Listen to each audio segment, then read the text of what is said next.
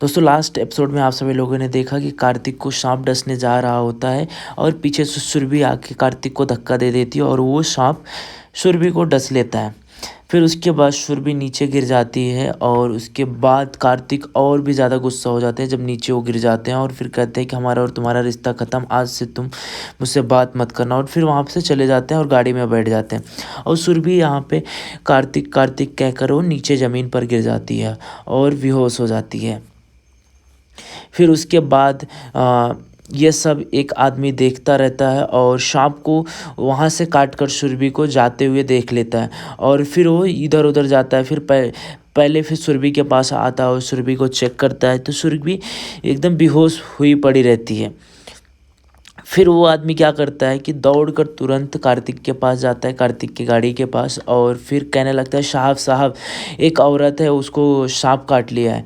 फिर उसके बाद कार्तिक सुरभि को देखता है और जब देखता है कि वो नीचे गिरी हुई है तो उसके होश उड़ जाते हैं और वो दंग रह जाता है। फिर उसके बाद कार्तिक अचानक से गाड़ी निकलता है और गेट खोल के तुरंत दौड़ते हुए सुरभि के पास पहुंच जाता है और फिर सुरभि सुरभि करने लगता है, सुरभि तुम्हें क्या हो गया। सुरभि फिर उसे उठा के अपने गोद में रख लेता है और फिर उसके बाद कार्तिक सुरभि कहता है कि सुरभि तुम्हें कुछ नहीं होगा, और फिर उसे रियलाइज़ होने लगता है कि सुरभि ने मुझे धक्का क्यों दिया, और वो सोचने लगता है। फिर और उसको जाके देखता है कि सांप उसके पास आने वाला रहता है और सुरभि ने उसे बचा लिया। यह सोचकर काफ़ी भावुक हो जाता है कार्तिक और फिर उसे कहने लगता है सुरभि तुम्हें कुछ नहीं होगा। और जो अंकल रहते हैं वो अंकल कहीं से कपड़ा लाते हैं और कपड़ा लाके सुरभि के पैर में बांध देते हैं जहाँ पर सांप ने डसा हुआ रहता है। शांति उठ रे, ए उठ उठ उठ, देखता ही है तेरे सामने, उठ।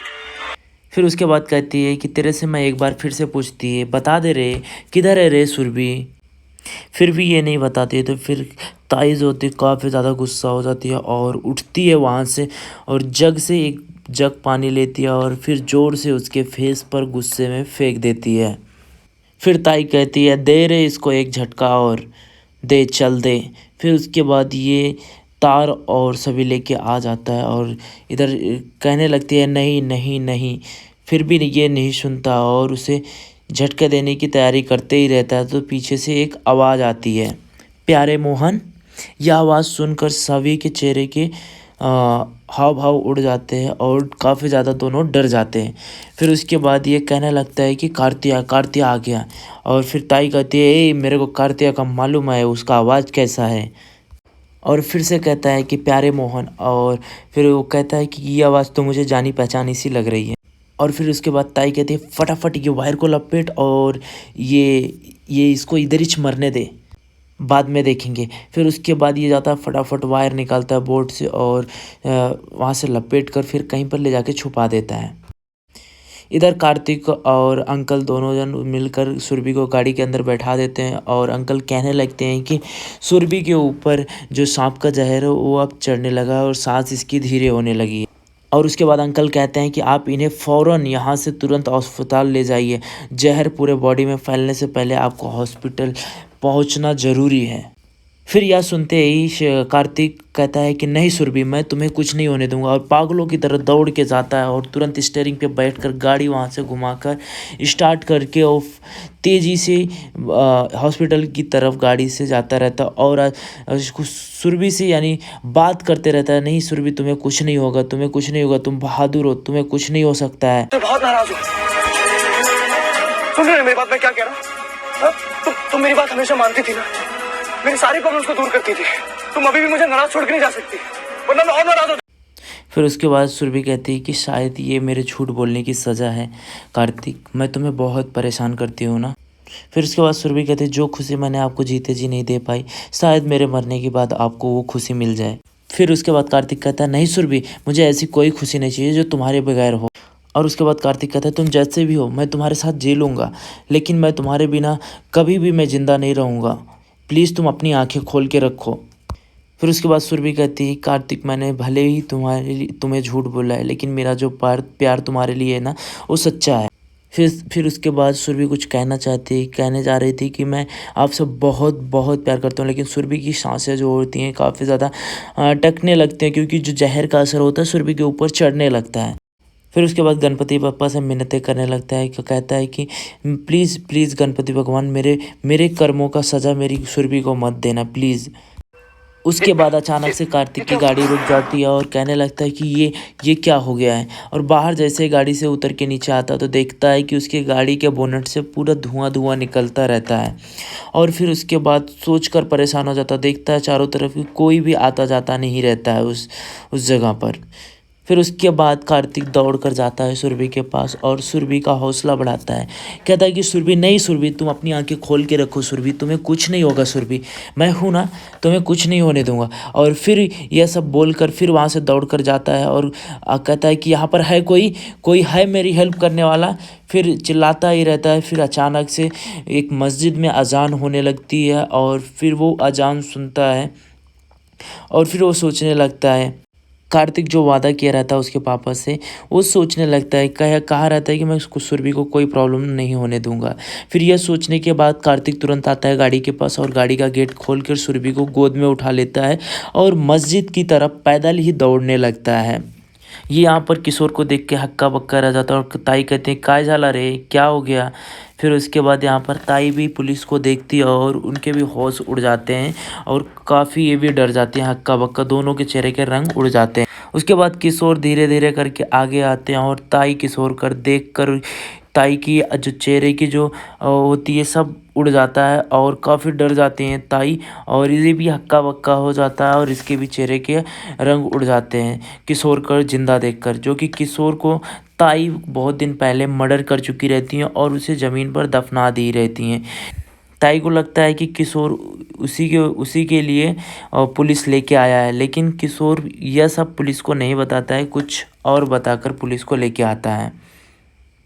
फिर ये कहने लगता है, देखिए ना सासू माँ, देखिए ना किशोर अभी जिंदा है, लेकिन मैं जब कहता था कि आप नहीं मानती थी, लेकिन देखो मेरे सामने ये जिंदा है। फिर ताई इसकी तरफ काफ़ी ज़्यादा घूरती हैं और फिर ये चुप हो जाता है। फिर वो दौड़ के पास जाता है किशोर के पास और कहता है, किशोर ही है।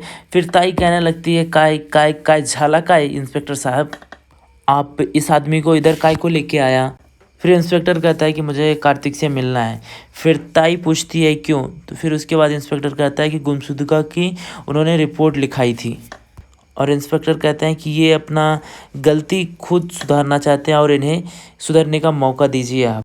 फिर उसके बाद किशोर एक्टिंग करने लगता है और कहता है कि मुझे माफ़ कर दीजिए सासू माँ, मुझसे गलती हो गई थी। और उसके बाद कहता है हाथ जोड़कर कि सॉरी। फिर उसके बाद ताई कहते हैं, तेरे को जो माफ़ी देगा ना वो कार्तिया देगा या पेंदू देगा, लेकिन अभी इस दोनों में से कोई भी घर पे नहीं है, चल जा तू इधर से। फिर उसके बाद ताई जाती ही रहती हैं। तब तक किशोर कहता है, कैसी बात कर रही हैं सासू माँ, मैं आपका घर जमाई हूँ, कोई बात नहीं, मैं इधर ही रह कर उनका इंतज़ार करूँगा, लेकिन मैं अभी जाऊँगा कहाँ पे। फिर ताई गुस्सा हो जाती है और कहती है कि तेरे को बोला ना इधर से निकलने के लिए, चल निकल इधर से। फिर उसके बाद इंस्पेक्टर कहता है कि आपके निजी मामलों में हम दखल अंदाज नहीं करना चाहते हैं, लेकिन मैं और ये किशोर को कहते हैं कि हम लोग यहीं पर बैठकर तब तक कार्तिक जी का इंतज़ार करते हैं। फिर उसके बाद किशोर कहने लगते हैं, अरे इस घर में कोई दिख नहीं रहा है, लता काकी, सुरभि, शांति। फिर उसके बाद ताई कहती है, बोली ना तेरे से कि इस घर में कोई नहीं है, सब बाहर गया है। फिर उसके बाद किशोर कहता है, शांति का तो सर पे एग्जाम है, वो कहाँ बाहर जाएगी। किशोर कहता है कि वो अपने कमरे में पढ़ाई कर रही होगी, मैं उससे मिल के आता हूँ। यह सुनकर ताई के होश उड़ जाते हैं और डर जाती है। फिर उसके बाद किशोर कहता है कि शांति किधर है तू शांति, और फिर वो चला जाता है अंदर। जिसको तू जा नबी तू बुलाता है। फिर उसके बाद सुरभि मस्जिद में आ जाता है और सुरभि को नीचे रखकर अपने सर पे रुमाल बांध लेता है और अल्लाह से मिन्नतें मांगने लगता है। या तो आप मुझे मेरी सुरभि लौटा दीजिए या मुझे भी अपने पास बुला लीजिए। फिर उसके बाद कार्तिक दुआ मांगता है अल्लाह से और फिर वहाँ से उठकर जाता है और जाली में एक धागा बांधने लगता है। फिर उसके बाद एक आदमी आता आता है और कार्तिक से कहता है कि सच्चे मन से जो तू मांगेगा अल्लाह तुझे देगा और तू सच्चे मन से इस अंगार पे चला जा। हर फरियाद पहुंचती है उस तक, बस दुआ बुलंद होनी चाहिए। खुदावंदे करीम पर यकीन रखो। फिर उसके बाद कहता है कि परवरदिगार सब कुछ सुनता है और सच्चे मन से अगर तूने प्रार्थना किया है तो कूद जाओ इन सुलगते और दहकते शोलों पर।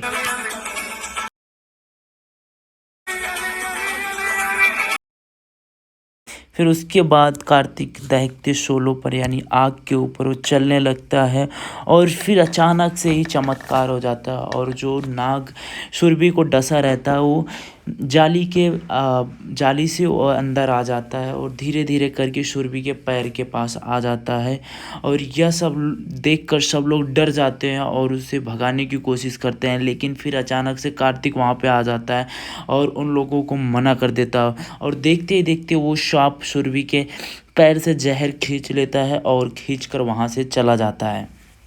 और फिर इधर ये शांति शांति करते हुए यहाँ पर पहुँच जाता है और बाथरूम के पास देखता है कि शांति बाथरूम में गिरी पड़ी रहती है नल के पास। फिर वो अचानक से शांति के पास जाता है, शांति तुम्हें क्या हो गया, शांति तुम्हें क्या हो गया। फिर वो सोचने लगता है सुरभि ने जो मुझसे कहा था सच वही हुआ, ताई ने जितना भी गुस्सा था सब शांति के ऊपर निकाल दिया। और फिर वो शांति को उठाकर बेड पर लेके जाता है और वहाँ पे उसे लिटाता है और इधर सुरभि का फिर से वो सांप डस लेता है और सारा जहर खींच लेता है और फिर वहाँ से चला जाता है।